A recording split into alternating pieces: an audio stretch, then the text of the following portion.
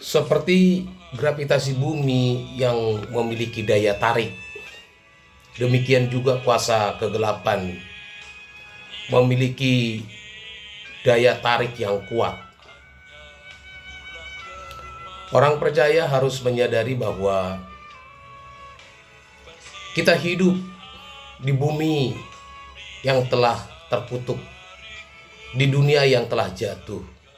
Dunia ini gelap. Gelap maksudnya bahwa dunia ini hidup dengan segala keinginannya, hasratnya. Tarikan kuasa kegelapan terhadap manusia pada umumnya itu melalui pikiran dan perasaannya. Apa yang dipikir, apa yang dirasa oleh seseorang dipengaruhi oleh lingkungan pergaulan, apa yang dia lihat, apa yang dia dengar. Oleh karena itu, saudara yang kekasih, masing-masing kita harus menyadari bahwa kalau kita tidak mau mengalami tarikan kuasa kegelapan sehingga tersesat hingga binasa, maka kita harus terbang setinggi-tingginya. Maksudnya bahwa kita harus melawan gravitasi itu, seperti pesawat terbang yang berusaha take off. Pesawat harus melawan gravitasi bumi. Dengan cara apa, saudara? Dengan cara kecepatan. Makin cepat pesawat itu terbang, maka pesawat itu akan tinggal landas. Makin cepat kecepatan sebuah pesawat, maka hal itu akan menghindarkan pesawat dari daya tarik bumi. Sebenarnya, saudara, kalau ada orang berkata, udahlah, jangan terlalu tinggi-tinggi, jangan rohani-rohani amat lah. Sebenarnya pernyataan itu pernyataan yang sangat melecehkan Tuhan. Sebab Alkitab mengatakan bahwa kita harus suci sesuci-sucinya, kudus sekudus-kudusnya. Oleh karena itu, saudara, kalau kita tidak mau mengalami tarikan kuasa kegelapan, maka kita harus terbang setinggi-tingginya, melampaui atmosfer bumi. Sebab kalau ada benda yang sudah melampaui atmosfer bumi, maka tarikan gravitasi bumi tidak akan berdampak lagi, saudara. Demikian juga dengan kehidupan rohani kita. Waktu seseorang masih bisa menikmati indahnya dunia, nyamannya rumah yang bagus, bahagianya punya uang dalam jumlah tertentu, hal itu menunjukkan bahwa seseorang masih dibahagiakan oleh dunia. Berarti dunia masih menarik buat dia. Artinya dunia masih memiliki tarikan terhadap dia.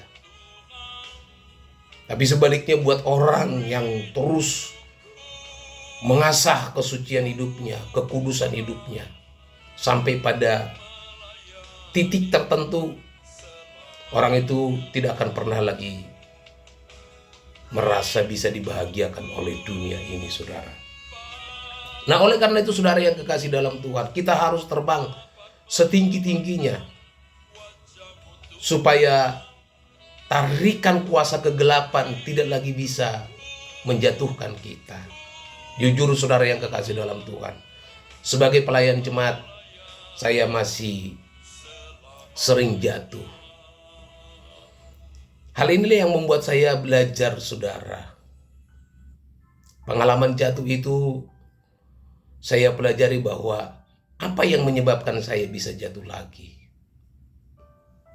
Bukan pada dosa-dosa pelanggaran moral umum, tapi hal-hal kecil, saudara, seperti perkataan yang melukai,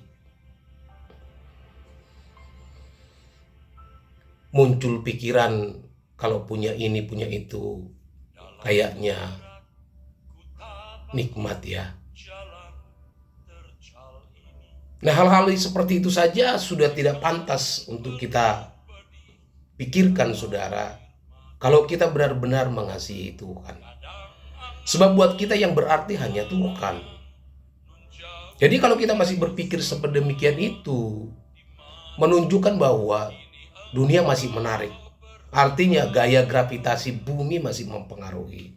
Kita belum terbang menembus batas, melintas batas. Jika seseorang sudah melintas batas, dunia tidak menarik baginya. Baginya yang menarik hanya Tuhan. Nah, saya belajar dari peristiwa-peristiwa hidup yang saya alami, saudara, dan saya bersyukur saya terus belajar mengupdate komitmen supaya hidup dalam kesucian, dalam kekudusan setinggi-tingginya yang mampu saya capai tiap hari, saudara. Dan kalau aku jatuh, aku bangun lagi, aku buat lagi komitmen yang baru dengan Tuhan. Tiap hari, saudara, saya update komitmen saya. Saya berjanji untuk hidup suci, hidup kudus.